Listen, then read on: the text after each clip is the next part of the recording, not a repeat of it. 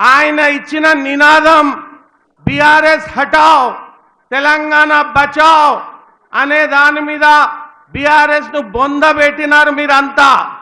నేడు బీజేపీ హటావ్ దేశ్ కు బచావ్ భారత్ కు బచావ్ అన్న నినాదం ఎత్తుకొని బీజేపీని పాతాళానికి దొక్కే టైం వచ్చింది.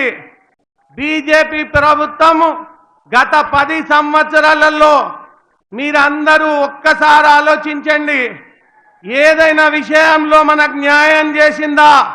నిత్యావసర సరుకులు ఆకాశాన్ని అంటినాయి.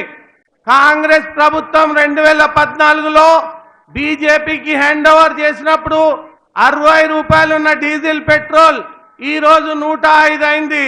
కిరోసిన్ ఎక్కువ, గ్యాస్ ఎక్కువ, 18% జీఎస్టీ వేసి సామాన్యుల నడ్డి విరిచి ఫ్రిడ్జ్, వాషింగ్ మెషీను, ప్రతి టీవీ, ప్రతి ఒక్క వస్తువు సామాన్యుడు కొనేది ఏదైతుందో ఆకాశాన్ని అంటేటట్టు చేసినాడు.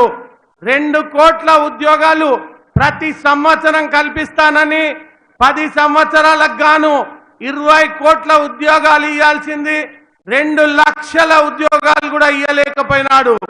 నల్లధనం తీసుకువచ్చి మీ అందరి ఖాతాలలో ప్రతి ఒక్క ఖాతాలో 15 లక్షలు వేస్తా అని మరొక పెద్ద అబద్ధం చెప్పుకుంటూ పోతే ఎన్నో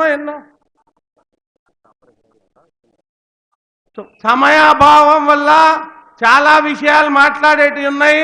పెద్దలు వారే విశదీకరించి చెప్తారు. ఇప్పుడైతే బీజేపీని ఓడించే తరుణం వచ్చింది.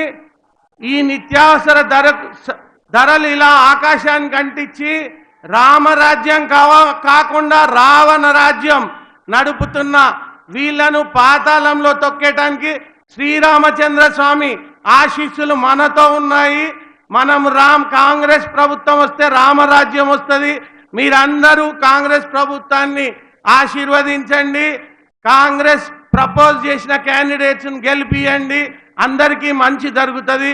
నాకు ఈ అవకాశం ఇచ్చిన పెద్దలకు ధన్యవాదాలు తెలుపుతూ జై కాంగ్రెస్, జై రాహుల్ గాంధీ, జై రేవంత్ రెడ్డి గారు. Thank you very much. మన జిల్లా మంత్రివర్యులు, మన ప్రియతమ నాయకుడు, తెలంగాణ పోరాట యోధుడు పొన్నం ప్రభాకర్ గారిని మాట్లాడవలసిందిగా కోరుతా ఉన్నాను. సభాధ్యక్షులు, కరీంనగర్ జిల్లా